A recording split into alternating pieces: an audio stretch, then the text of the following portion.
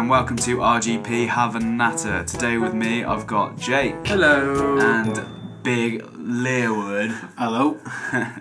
We're going to talk about review scores and if they matter or not. Mainly because Thief came out recently and it got, not the best review scores, but I still know a lot of people who have enjoyed that game. And we're going to talk about whether review scores matter, whether take them away. Yeah. Especially with Metacritic being such a big thing. Yeah, I mean it's difficult because you've got a massive industry full of games that obviously there needs to be some system to let the public know whether this game is worth playing or not. But unfortunately, quite often than not, we find it being a bit of a it puts studios and games in a bad position, because if you give a review on a game and it's slightly lower than what people expected, they're more than likely not to go and pick that game up, and that affects the industry pretty badly. And like you said, with Thief, it's a lot better than what they say, what this person's opinion is, who gave it the review. A lot of people are enjoying it. Yeah, well, obviously it's one person's opinion for a start. Not multiple opinions, so obviously it's worth checking different places for reviews rather than just one before you look at something. Obviously, you've got IGN and GameSpot, they're the big reviewers. The way they review games very differently. Yeah, they do, yeah. So a 9 from IGN is not necessarily the same as a 9 from GameSpot. No. So it's something to bear in mind. It's a bit convoluted, if you ask me, really, because if there's so many different types of ways to review a game, then does the review really matter? Yeah. So yeah, I think obviously you've got to trust your instinct more than anything. Yeah, and the reason for that, definitely now that we play PC games a lot more now.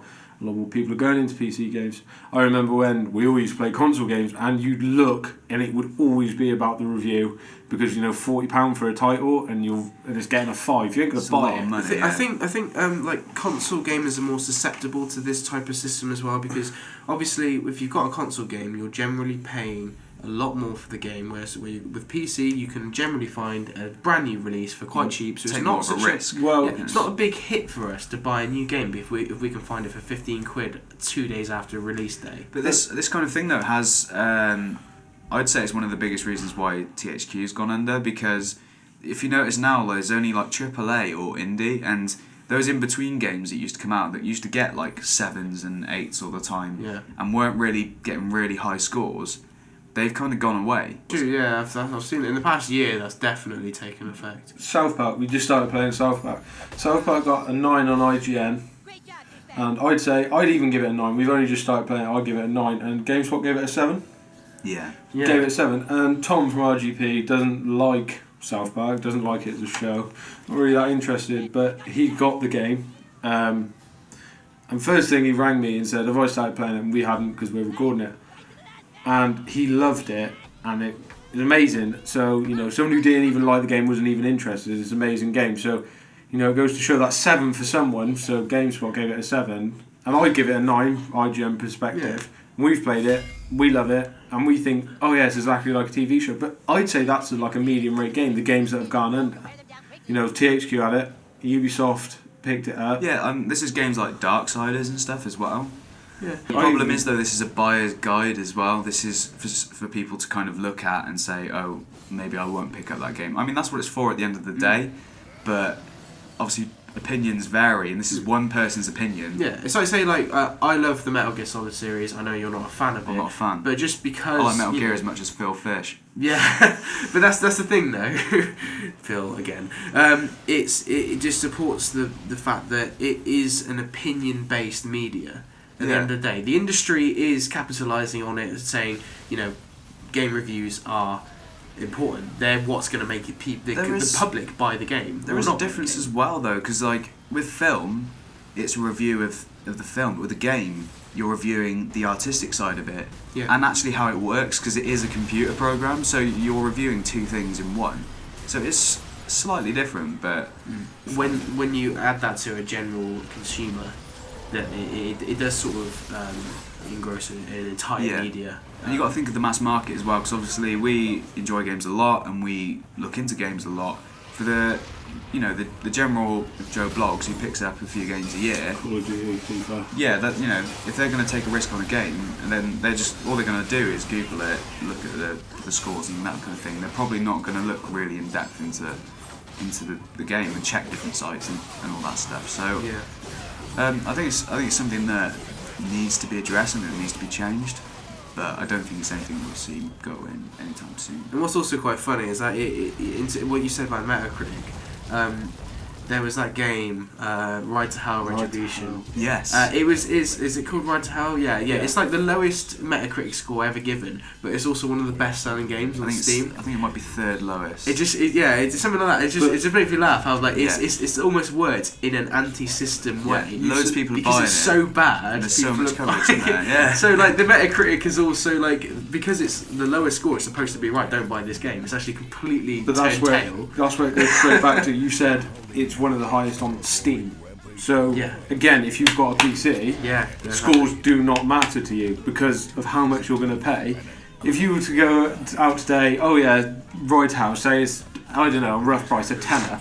If you were to go to your local supermarket, game station, game shop, because that's where people buy games from now. It's not just you walk into game and you see 50 quid and you buy it. Yeah. You got your Asda, your Tesco's everywhere. Yeah. So would you go and pay 40 quid for it for a laugh? Or because you've got a PC? It's more a PC thing. Yeah, like we said earlier, it's more about with PC gamers, you've got access to games for a much cheaper price than most console gamers do, and that's just the fact of it. That does separate the consumers as well in terms of how they would feel about game reviews. But also, like Steam have now got family sharing, so you can pick up to 5 people on 10 different machines that you can share your library of games with, which means. So like Tom picked up Thief, he said, actually, I'm really enjoying this game. I can play that game that he owns, like you would, like, just giving games to your friends. But obviously back in the day when you used to trade your games around with people and swap them and do all that kind of thing, you then couldn't play that game, where he can still play his game, and then I can just give it a go, see what I like, and if I want to buy it, I can. But it gives you that opportunity to play it first, and like I think that's something that's missing from the console market, and we don't see a lot of demos anymore and stuff like that, and I think it's something that, again, would help. But also going into that sort of thing of being able to, like, I think you've mentioned this before. If you've got a company like IGN who may have been paid or sponsored to do some sort of coverage on a game. Fix is brought to you by Thief, in stores now. Are they giving away false or biased information on a game just because they've been paid to do it? I'm not saying they have, but there's the potential absolutely there. No accusations, but that could happen. Yeah, you're completely within your rights to turn around and go, well, I don't trust this review because they are sponsored by this at the start of videos and stuff like that. Yeah, you're completely in your rights to say that. Whether they are or not, it's something to bear in mind. The other thing is with that, though, is IGN, I think off the top of my head, Greg Miller. Greg Miller would play PlayStation games. He loves PlayStation. That's alright for him to play PlayStation games. So if you put him on an Xbox, it's just wrong for that person. With Grand Theft Auto. Grand Theft Auto was rated so high on IGN. So there it goes, opinion. It's all opinion. It's all opinion. If you put the wrong person on the wrong thing... Yeah. Absolutely. Grand Theft Auto. Exactly. So like the thing is, if you love the series, then you're probably going to enjoy the next one. Whereas like if you don't like the series and you're reviewing it, you're obviously going to have a more biased opinion. So, just keep an eye out and check different places and check different reviews and form your own opinion. Just be careful. Don't obviously we're all guilty of glancing at the review just before. I mean, even if it's just on the Steam page, if you're a PC gamer, you don't deny it. You always look at the Metacritic score. You look at how many people have recommended the game, automatically. But that's where price comes into it. Yeah. If you see a game you were really looking forward to, it comes out at a 5 to a 7. You're instantly going to just be like, can I pay that for that game? Yeah. Because it got a bad score? Yeah. Absolutely. And, that's something that you need to bear in mind when you're choosing whether to buy a game or not. But don't be too influenced by what people say, because at the end of the day, if you're willing to spend the money on something that you've been looking forward to, and just because it gets a bad review doesn't mean it's going to be a bad game. No, there's plenty of games that I love that have got worse scores, and games that have got better scores I haven't enjoyed as much. Yeah. So I'm sure everyone else is the same. Don't let it ruin your experience. No, just enjoy playing games. Well, thank you for joining me today. Freudian slip there. Thank you for joining me today, guys. We've been running Game People. Cheers. See you later. Take it easy.